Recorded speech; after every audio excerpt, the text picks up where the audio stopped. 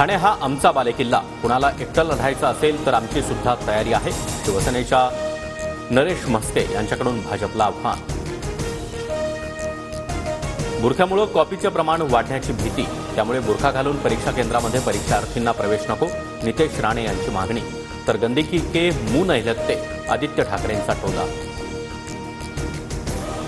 Comrade Govind Pansare हत्येमधील 5 आरोपींना मुंबई हायकोर्टाकडून जामीन, तर उच्च न्यायालयाच्या निर्णयाविरोधात सुप्रीम कोर्टात दाद मागणं.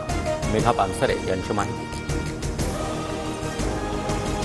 शिंदे गटाच्या पदाधिकारी अशोक धोडी अपहरण प्रकरणी 4 संशयित आरोपी एलसीबीच्या ताब्यात. संशयितांनी मोठे खुलासे केल्याची पोलीस सूत्रांची माहिती. 5व्या दिवशीही मनोज जरांगे यांचं उपोषण सुरू. जिल्हा शल्यचिकित्सक राजेंद्र पाटील यांच्याकडून जरांगेंची तपासणी. तर उपोषण सोडण्याबाबत मनोज जरांगे उद्या निर्णय घेणार.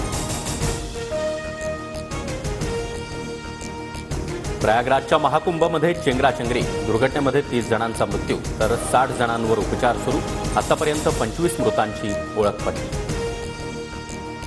पुण्यात 24 तासामध्ये जीबीएसच्या 16 रुग्णांची नोंद. जीबीएस रुग्णांची संख्या 127 वर, तर जीबीएसमुळे आणखी एका रुग्णाचा मृत्यू.